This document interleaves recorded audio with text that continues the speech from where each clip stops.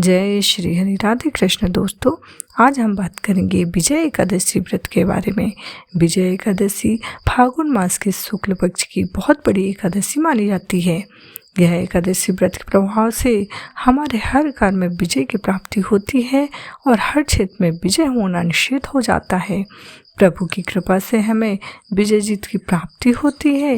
भगवान श्री राम जी ने लंका पर चढ़ाई करते समय रावण पर विजय प्राप्ति की कामना से इस एकादशी का व्रत किया था। सभी प्रकार के दुख दूर करके सभी कार्यों में विजय और सफलता प्रदायक इस विजय एकादशी को भगवान विष्णु का पूजन किया जाता है।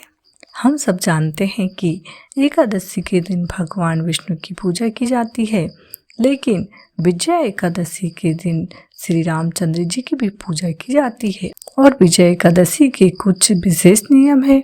विजय एकादशी में घड़े के ऊपर सप्त अनाज की ढेरी पर नारायण भगवान की पूजा करने का विधान है। इस प्रकार से आप 7 प्रकार के अनाज ले सकते हैं। हम लोग मिक्स आटा खाते हैं, इसलिए मेरे पास 7 प्रकार का अनाज था।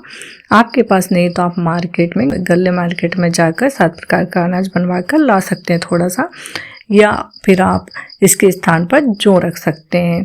अनाज आप एक कटोरी पे रखिए, उसके ऊपर लक्ष्मी नारायण की प्रतिमा रखनी है और श्री रामचंद्र और सीता माता की प्रतिमा अगर आपके पास हो तो ठीक है, नहीं तो आप कोई भी विग्रह स्थापित कर सकते हैं। मेरे पास हनुमान चालीसा है तो मैं छोटे रूप में उनका विग्रह रख रही हूँ। उसके बाद हम लक्ष्मी नारायण का अभिषेक करेंगे जल से, पंचामृत से। इस प्रकार से हम बहुत ही प्यार से और श्रद्धा से भगवान का अभिषेक करेंगे। ओम लक्ष्मी नारायण नमः, ओम लक्ष्मी नारायण नमः, ओम नारायण नमः मंत्र का जाप करते जाएंगे और पंचामृत से अभिषेक करेंगे।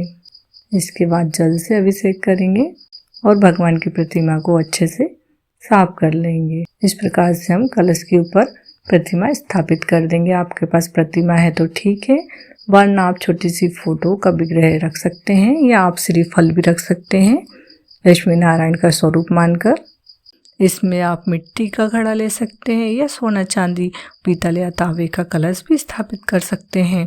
भगवान राम ने स्वर्ण कलश में सप्त अनाज रखकर भगवान नारायण की पूजा की थी।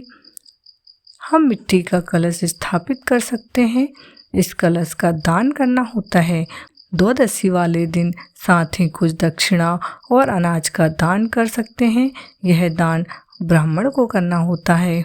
सर्वप्रथम गणेश भगवान सर्वप्रथम पूज्य होते हैं, तो गणेश भगवान को हम तिलक करेंगे। सबसे पहले चंदन लगाएंगे, रोली लगाएंगे और भगवान को इत्र बहुत पसंद होता है। इससे सारा वातावरण आनंदित हो जाता है।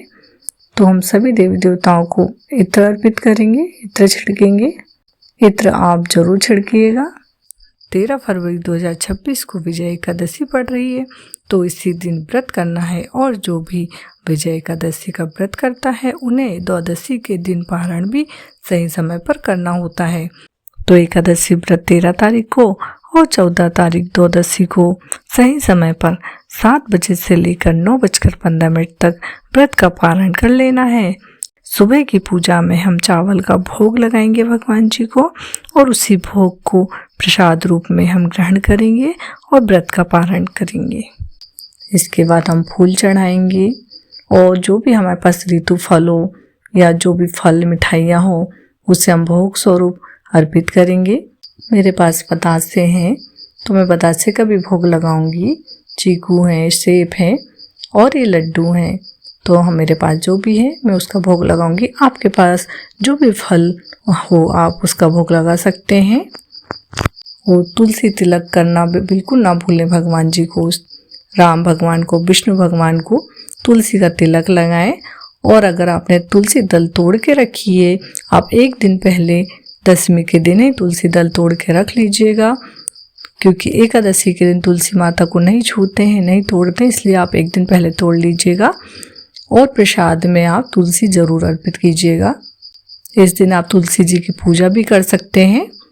ये बहुत पुण्यदायी माना जाता है। सिर्फ तुलसी जी में आप जल ना चढ़ाएं, बाकी उनकी पूजा कर सकते हैं। एक चीज़ का आप विशेष ध्यान रखिएगा कि 10वीं तिथि से ही आपको ब्रह्मचर्य का पालन करना है, सात्विक भोजन खाना है, भट्टे और मसूर की दाल वगैरह ये सब सारी चीज़ें नहीं खानी है। सात्विक भोजन ग्रहण करना है और सात्विक रहना है, तन से भी और मन से भी। मानसिक रूप से भी आपको बुरे विचारों का त्याग करना होगा। किसी के लिए बुरा सोचना, छल करना, कपट करना, झूठ बोलना, ईर्ष्या करना या गलत बातें सुनना, ये सब आपको त्यागना होगा। तभी आपको व्रत का पूर्ण फल मिलेगा और आपके जीवन में जो भी बाधाएं हों, जो भी कार्य रुके हों, उसमें आपको सफलता और विजय अवश्य मिलेगी। पूजा करने के बाद आप विजय एकादशी व्रत की कथा पढ़ेंगे। बुक को आप हाथ में लेकर ना पढ़ें। इससे कोई मतलब आरती की थाली हो या फिर वो रहली होती है लकड़ी की, उस पर रखिए। आपके पास अगर वो ना हो तो पूजा की थाली में आप एक लाल कपड़ा बिछाकर उसके ऊपर बुक रख के कथा पढ़िए। कथा पढ़ने के बाद आप आरती करिएगा। आरती के बाद कपूर दिखाइए, आरती कपूर करिएगा। उसके बाद आप भगवान से प्रार्थना करिएगा, हे विष्णु भगवान, हे लक्ष्मी नारायण भगवान, हे सीताराम, अगर मुझसे पूजा में जो भी गलती हुई हो, मन से, तन से, किसी भी प्रकार से, तो मुझे क्षमा कर दीजिएगा और मेरी पूजा को आप स्वीकार कीजिएगा। और पूजा में जो भी कमी रह गई हो उसे आप माफ़ करते हुए मेरी पूजा को स्वीकार करिएगा और मुझे पूजा का पूर्ण फल दीजिएगा। अगर आपको मेरे वीडियो अच्छे लगते हैं तो प्लीज़ वीडियो को सब्सक्राइब कर लीजिएगा और बेल आइकन को प्रेस कर दीजिएगा, ताकि इस प्रकार की वीडियो जब भी मैं डालूँ तो सबसे पहले आपके पास नोटिफिकेशन आ पाए। राधे राधे।